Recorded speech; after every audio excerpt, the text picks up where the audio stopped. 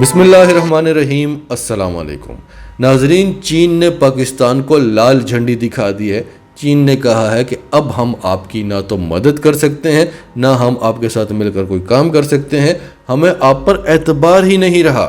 آپ کو ڈیٹیل میں بتائیں گے کہ چین اور پاکستان کے درمیان آج کل کیا باتیں ہو رہی ہیں اور اس کا سورس بھی آپ کو بتائیں گے، اور پھر اس کے بعد آپ کو بتائیں گے کہ عالمی طاقتیں چین کے خلاف گھیرا تنگ کرنے کے لیے کیا پلاننگز کر رہی ہیں اور چین اس سب کو کاؤنٹر کرنے کے لیے کیا کر رہا ہے۔ یہ ساری ڈیٹیلز آپ کے سامنے رکھتے ہیں۔ اس سے پہلے اگر ابھی تک آپ نے ہمارا چینل سچ ٹی وی سبسکرائب نہیں کیا تو اسے ابھی سبسکرائب کریں اور بیل آئیکن پر کلک کریں تاکہ ہماری آنے والی ویڈیوز آپ کو وقت پر ملتی رہیں۔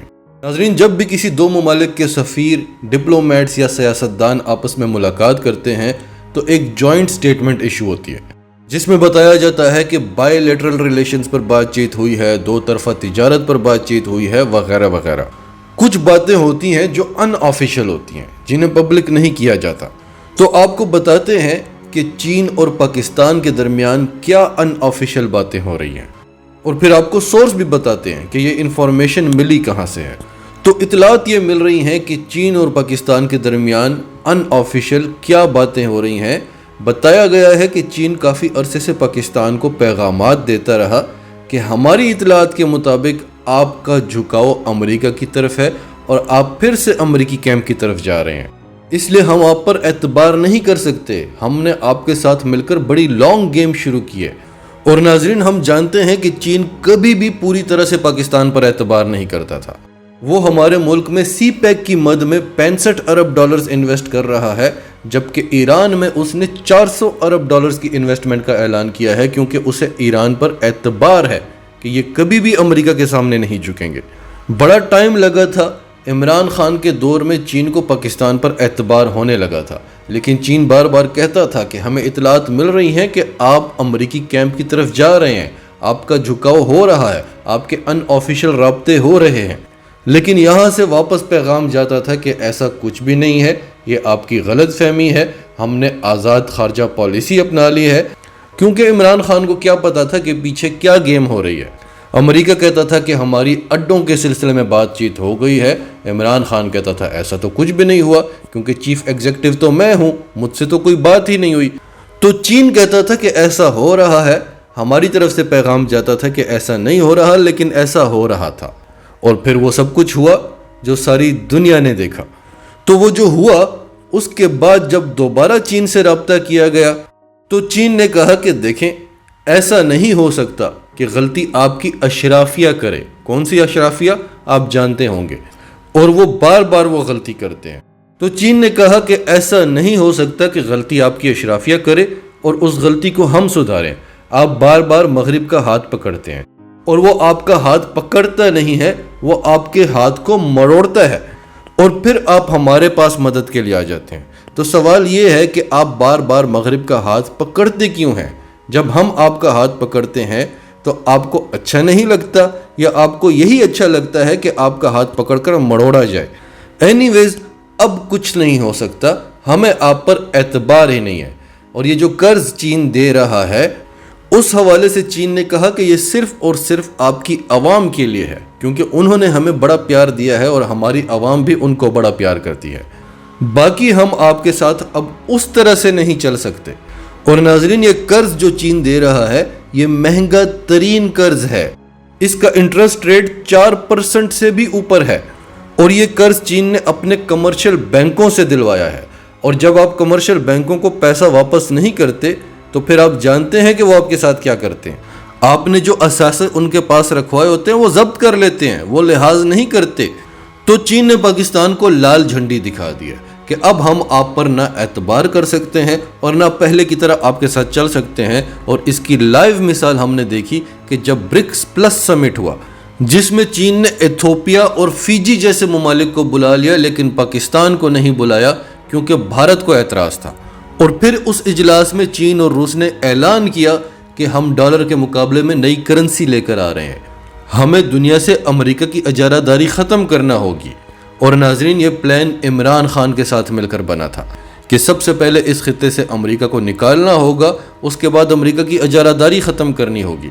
لیکن ہماری اشرافیہ کی غلطی کی وجہ سے عمران خان کی جگہ وہاں مودی بیٹھا ہوا تھا، کیونکہ مودی نے انہیں کر بتایا ہے کہ آپ کو ہم سے یہی اعتراض تھا نا کہ ہم امریکہ کے مفادات کے لیے کام کر رہے ہیں. ہم نہیں کر رہے, ہم اپنے مفادات کے لیے کام کر رہے ہیں. ہماری آزاد خارجہ پالیسی ہے, وہی بات جو عمران خان کیا کرتا تھا. لیکن عمران خان تو نہ کر سکا, بھارت کر کے بتا رہا ہے کہ دیکھو امریکہ ہمارا اسٹریٹجک پارٹنر ہے, وہ ہمیں فورس بھی کرتا ہے کہ ہم یوکرائن کے معاملے پر روس کا ساتھ نہ دیں, یوکرائن کا ساتھ دیں. ہم روس سے تجارت بند کر دیں, ہم روس سے تیل خریدنا بند کر دیں, لیکن ہم نے روس کے ساتھ تجارت پہلے سے زیادہ بڑھا دی ہے.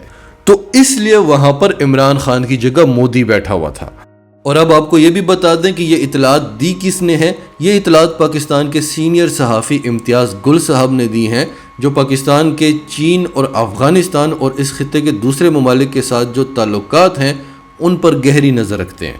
اب آپ کو بتاتے ہیں کہ نیٹو کا اجلاس جو اسپین میں ہوا, اس میں چین پر نظر رکھنے اور اسے کنٹرول کرنے کی کیا بات ہوئی. اس سے پہلے G7 میٹنگ میں چین کو کمزور کرنے کے لیے کیا اسٹریٹجی بنائی, جس کی زد میں پاکستان بھی آئے گا, وہ ہم آپ کو ڈیٹیل میں بتا چکے ہیں. لیکن اب نیٹو کے اجلاس میں بھی اس پر بات ہوئی اور یہ معاملہ خاص طور پر برطانیہ نے اٹھایا. برطانیہ نے کہا کہ ہمیں نظر آ رہا تھا کہ روس یوکرائن پر حملہ کرے گا, لیکن ہم نے ان ٹائم ڈیسیشن نہیں لیا اور اب بھی ہم کچھ خاص نہیں کر رہے. اب ہمیں یہ بھی نظر آ رہا ہے کہ آنے والے دنوں میں یا مہینوں میں یا سالوں میں چین بھی تائیوان پر بائی فورس قبضہ کرے گا, اور چین اس بات کو ایکسیپٹ بھی کر چکا ہے, کیونکہ تائیوان کے حوالے سے چین کی جو ون چائنا پالیسی ہے اسے ساری دنیا مانتی ہے, ایون کہ امریکہ بھی مانتا ہے. لیکن اب چیزیں چینج ہو رہی ہیں اور چین کو بھی دکھائی دے رہا ہے. جیسے بائیڈن نے ڈیموکریسی سمٹ بلایا تھا جس میں عمران خان نے چین اور روس کا ساتھ دیا تھا, اور یہ بات امریکہ کو پسند نہیں آئی تھی. اینی ویز اس سمٹ میں جو سب سے بڑی انہونی ہوئی تھی اور وہاں سے دنیا چینج ہونے لگی, وہیں پر ہم نے آپ کو بتا دیا تھا کہ دنیا میں ایک لائن کھینچ دی گئی ہے. اب گلوبل پولیٹکس چینج ہوگی, کیونکہ اس ڈیموکریسی سمٹ میں یوکرائن کو بلایا گیا تھا اور روس کو نہیں. لیکن چلو وہ تو دونوں الگ الگ ممالک تھے. جو سب سے بڑی انہونی ہوئی تھی کہ اس سمٹ میں تائیوان کو بلایا گیا اور چین کو نہیں. حالانکہ امریکہ یہ مانتا ہے کہ تائیوان چین کا حصہ ہے, اور چین کو ہم اس لیے نہیں بلا رہے کیونکہ وہاں پر ڈیموکریسی نہیں ہے, تو اس کا جو حصہ ہے یا اس کا جو صوبہ ہے اس کو آپ کس حیثیت سے بلا رہے ہیں. تو اس کے بعد چین کی طرف سے بیان آیا کہ تائیوان ہمارے لیے ریڈ لائن ہے, اگر ہمیں اسے چین کا حصہ بنانے کے لیے فورس کا استعمال کرنا پڑا تو ہم وہ بھی کریں گے. تو برطانیہ نے کہا کہ ہمیں اس پر نظر رکھنی ہوگی کہ یہ نہ ہو کہ ہم اس میں بھی بہت لیٹ ہو جائیں. جس طرح کہ مغرب نے روس کے خلاف نیٹو اتحاد بنایا تھا, اس طرح چین کے خلاف وہ ایشیا میں آکوس اور کوارڈ نامی 2 بلاکس آلریڈی بنا چکا ہے. اور اب نیٹو میں بھی چین کی بات ہو رہی ہے. حالانکہ نیٹو روس کے خلاف بنا تھا اور اس کا مقصد صرف نیٹو ممبرز کو پروٹیکٹ کرنا تھا.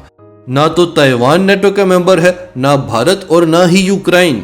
تو ناظرین, ہم چین اور روس کے ساتھ مل کر بڑی کامیابی سے امریکہ کو شکست دے چکے تھے. اس خطے میں امریکہ نے جتنی بھی گیمیں ڈالی ہوئی ہیں جن سے پاکستان کو, چین کو, روس کو, ایران کو, ٹرکی کو, عرب کنٹریز کو نقصان پہنچ سکتا ہے, وہ ساری گیمیں ہم نے ختم کر دی تھیں. ہم نے بھارت کو, امریکہ کے سب سے بڑے اتحادی کو افغانستان سے اور ایران سے لات مار کر نکلوا دیا تھا. ہم عرب کنٹریز اور ایران کو قریب لے کر آ گئے تھے. صرف ایک عمران خان کو ہٹایا گیا اور ساری گیم پھر سے پلٹ گئی ہے. اب چین کے خلاف گھیرا تنگ کرنے کی باتیں ہو رہی ہیں. وہاں روس اور چین مل کر اپنے بلاکس بنا رہے ہیں, امریکہ کو کمزور کرنے کی کوشش کر رہے ہیں. اور ہم کہاں ہیں؟ ہمیں نہ چین ایکسیپٹ کر رہا ہے اور نہ ہی امریکہ. وہاں امریکہ کی طرف جاتے ہیں تو وہ ایسے مطالبات رکھتا ہے کہ جو مانے ہی نہیں جا سکتے, لیکن اس نے ہم سے منوا کر چھوڑنے ہیں. اور اس کے لیے وہ ہماری معیشت کو اتنا کمزور کرے گا کہ بالآخر ہمیں گھٹنوں پر آ کر اس کے تمام مطالبات ماننے پڑیں گے. اس لیے وہ ہمارا ہاتھ نہیں پکڑ رہا کہ جب تک ہم اس کے مطالبات نہیں مانیں گے وہ ہماری کوئی مدد نہیں کرے گا. اور چین کی طرف جائیں تو وہ کہتا ہے ہمیں تو اب آپ پر اعتبار ہی نہیں رہا. صرف ایک ہی حل ہے کہ عمران خان دوبارہ سے الیکٹ ہو کر آئے اور اتنی مضبوط گورنمنٹ بنائے کہ چین اور روس کو یقین آ جائے کہ اب اس کو کوئی نہیں ہٹا سکتا. ساری سچویشن ایک بار پھر سے تبدیل ہو جائے گی اور پھر امریکہ کو بھی جھکنا پڑے گا. وہ آلریڈی جھک رہا تھا, یہ تو اس نے ایک ٹرائی کی جو کامیاب ہو گئی. امریکہ بھی جب دیکھے گا کہ اب عمران خان کو کوئی نہیں ہٹا سکتا تو وہ بھی پھر پاکستان کو اسی طریقے سے ٹریٹ کرے گا جس طرح سے وہ بھارت کو کرتا ہے، کیونکہ کام اس نے بھارت سے بھی لینے ہیں اور پاکستان سے بھی لینے ہیں، لیکن دونوں کو ٹریٹ کرنے کا سٹائل الگ الگ ہے، کیونکہ وہ جانتا ہے کہ وہ مودی کا کچھ نہیں بگاڑ سکتا۔ اگر وہ مودی کو نکال بھی دے، پہلے تو نکال نہیں سکتا کیونکہ وہاں پر بکنے کے لیے لوگ لائنوں پر کھڑے ہوئے نہیں ملیں گے، اور اگر نکال بھی دے تو جو بھی آئے گا وہ بھارت کے نیشنل انٹرسٹ کی بات کرے گا۔ تو جب پاکستان میں یہ چیز ہوئی تو پھر امریکہ کو پاکستان کو بھی اسی طرح ٹریٹ کرنا پڑے گا جیسے وہ بھارت کو کرتا ہے۔ ناظرین، آپ کی اس سب کے بارے میں کیا رائے ہے؟ کمنٹس میں اپنی رائے کا اظہار کرتے رہیں، اور اگر آپ ہمارے چینل پر نئے ہیں تو ابھی سچ ٹی وی کو سبسکرائب کریں، سچ ٹی وی فیملی کا حصہ بنیں، اور ہماری ویڈیوز پسند آئیں تو انہیں لائک کریں، شیئر کریں، تاکہ زیادہ سے زیادہ لوگوں تک یہ میسیجز پہنچتے رہیں۔